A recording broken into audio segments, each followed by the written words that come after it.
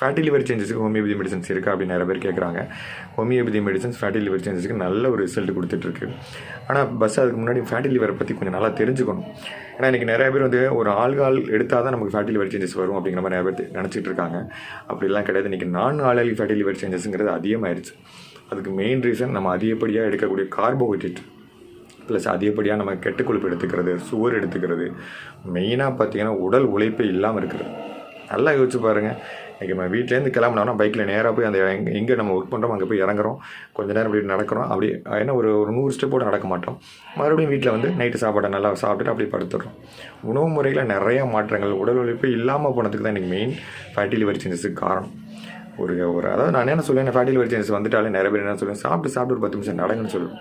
ஒரு 5000 ஸ்டெப்பு நடங்க. எனக்கு தெரிஞ்சு இதை விடலாம் பெஸ்ட்டான ஒரு விஷயம் வந்து பார்த்திங்கன்னா சைக்கிள் ஓட்டிங்கனாவே உங்களுக்கு ஃபேட்டி லிவர் சேஞ்சஸில் நிறைய மாற்றங்கள் இருக்கும். ப்ளஸ் நான் வந்து இந்த ஃபேட்டி லிவர் சேஞ்சஸில் ஹோமியோபதி மெடிசன்ஸ் கொடுக்கும்போது சொல்லக்கூடிய ஒரு விஷயம், மெடிசன்ஸுங்கிறது ஒரு 60%.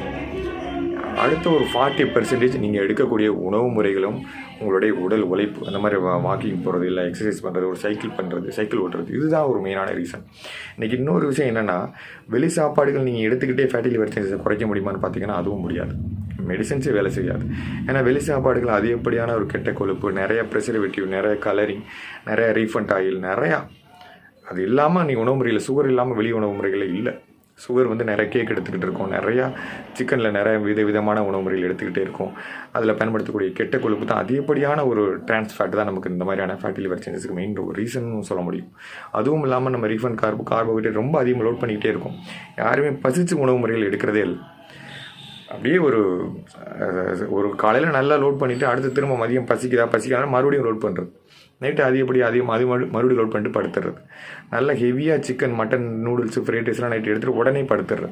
இது எல்லாமே தான் லிவரை வந்து நம்ம டிசார்டர் பண்ணுறது. ஓரளவு தான் லோடு தாங்கும் லிவர் அப்படிங்கிறது.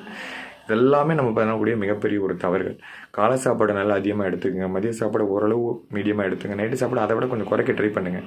பசிக்கலன்னா சாப்பிடாதீங்க. அதே மாதிரி நிறைய இன்டர்மீடியன்ட் ஃபாஸ்டிங்கிற மாதிரி நிறையா சொல்லிக்கிட்டே இருக்கும். நிறைய வீடியோலாம் போட்டிருக்கேன், யாரும் பார்த்த மாதிரிலாம் தெரில.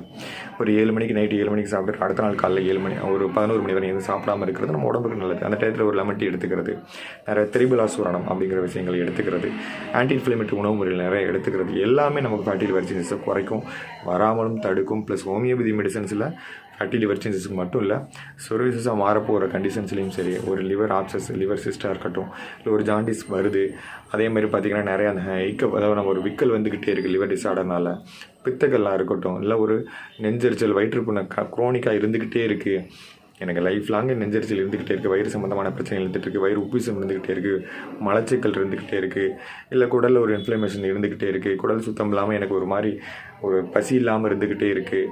சின்ன குழந்தைங்களே சொல்ல வரேன், சின்ன குழந்தைங்களுக்கு பெரியவங்க ஒரு வயிறு சம்மந்தமான எல்லா பிரச்சனைகளுக்குமே, அது ஒரு பேன்கிரைட்டிஸ் பிரச்சனையாக இருக்கட்டும், அதுக்கும் நல்ல ஹோமியோபதி மெடிசன்ஸ் இருந்துகிட்ருக்கு. இந்த மாதிரி நீங்கள் வயிறு சம்மந்தமான எல்லா பிரச்சனைகளுக்குமே ஹோமியோபதி மெடிசன்ஸ் நீங்கள் எடுத்திங்கன்னா ஒரு நல்ல ரிசல்ட் கொடுக்கும். இதில் என்னை பொறுத்தவரை வயிறு சம்மந்தமான பிரச்சனைகளில் வந்து ஹோமியோபதி மெடிசன்ஸ் அப்படிங்கிறது ஒரு 60%. அடுத்த ஒரு 40% நம்ம முன்னாடி சொன்னால் தான் உங்களுடைய உணவு முறைகளும் உங்களுடைய உடல் உழைப்புகளும் ரொம்ப ரொம்ப ரொம்ப ரொம்ப முக்கியம். தேவையில்லாத கண்ட உணவு முறையில் எடுத்துக்கிட்டு நான் மெடிசன்ஸ் எடுக்கிறேங்கிற பேரில் நீங்கள் இன்னமும் உடம்புக்கு எடுத்துக்கக்கூடாது. மெடிசன்ஸும் முக்கியம், ப்ளஸ் உடல் உழைப்பு, உணவு முறைகளும் முக்கியம்.